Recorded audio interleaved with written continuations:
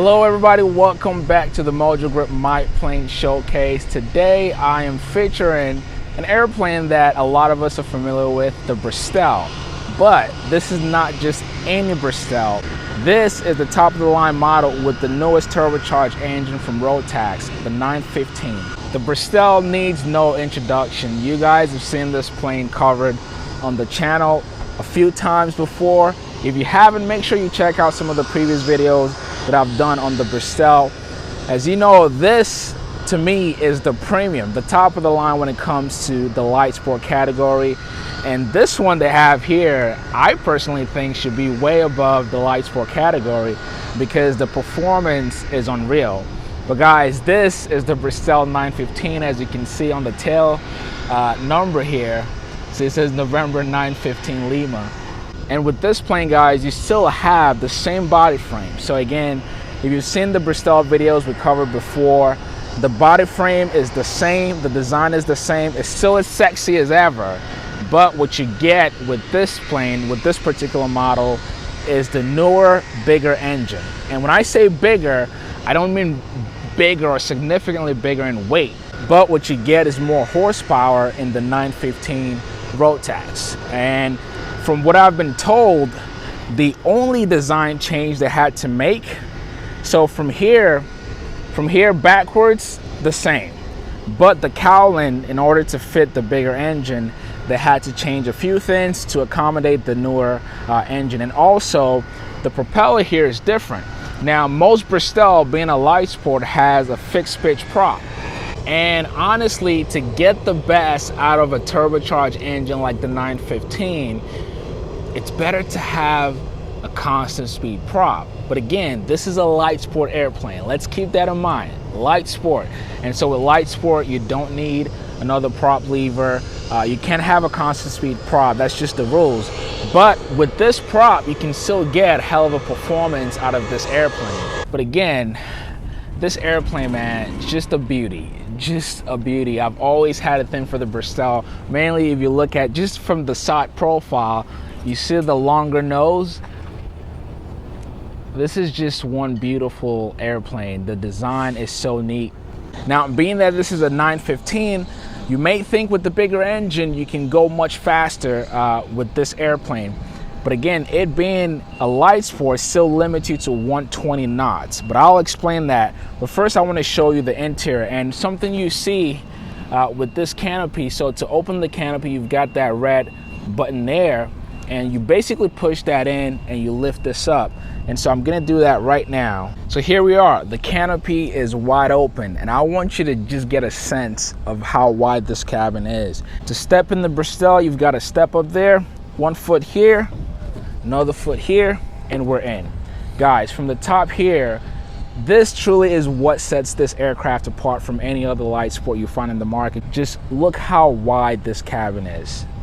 The widest cabin in its class, and wider than most even certified airplane. And this is why they call this the Cirrus of the light sport category. Honestly, if Cirrus ever built a light sport, this would be it. And one thing that I've always appreciated about Bristell is they pay so much attention to the interior space, and they have done the same thing with this cabin here. Even looking from the material on the seats, a lot of people who buy these planes, they live in hot climate, and you don't need leather seats when it's hot. And so you've got these awesome cloth seats that can absorb all of your sweat, all of the heat. And then you come to the panel here, you see this is fully stacked with the Garmin G3X Touch. Now again, although this airplane is a light sport, as a buyer, you'd have the option to basically spec out how you want your cabin to be. Okay, if you're opting for the Rotax 915, for example, keep in mind that the Bristell starts with the 912 engine. So you can get this same plane with a smaller engine. You can get it with the 914, which is also turbocharged. And this is the top of the line with the 915. You get all the horsepower you need, honestly. And you see here some of the limitations. For the speed, you see your VNE is down 157 knots. Now again, but first, let's see these avionics here. You see you've got dual screens, you've got the Garmin G5, Now, these airplanes can also be used as IFR, okay? You can fly them in IFR conditions. Now, given if you're flying a light sport or this Bristell as an IFR platform, you would have to get it certified as a special light sport. That allows you to get an IFR, not an IMC, but that allows you to train and fly an IFR. And let's get back to this. So, you see this beautiful panel. Like, I just, as a pilot myself, I love when attention is paid to detail. You see something really cool here? Engine start.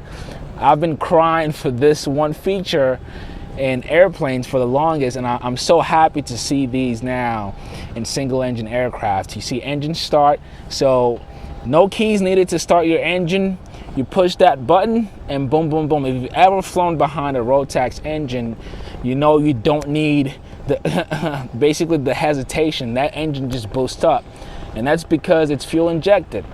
So just 1 second, boom, you push that button and the engine starts up. And so you've got a fully stacked avionics panel here. You've got your radios in the middle and all of your circuit breakers, very minimal, on the right side.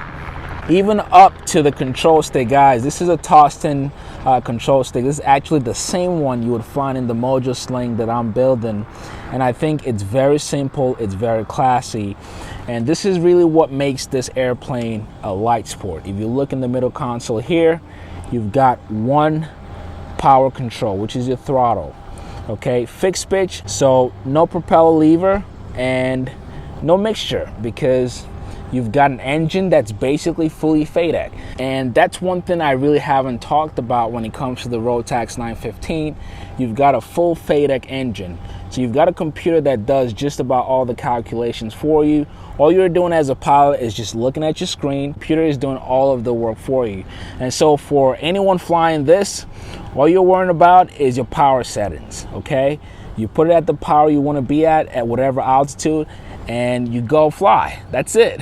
And you look back here, you've got your fuel selector. So this airplane carries about 30 gallons total fuel. So in each wing, you've got your fuel tanks. And one cool feature I showed you in the last Bristell are these baggage compartment attached to the wing. These are really cool.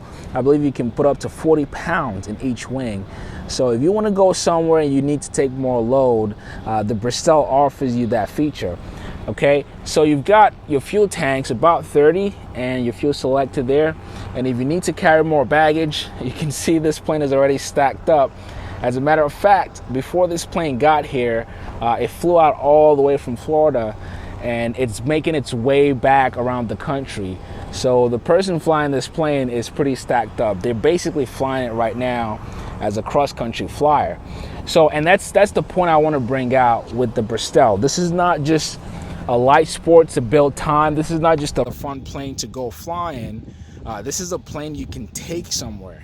If you need to go 500 miles, 600 miles, this airplane would do it.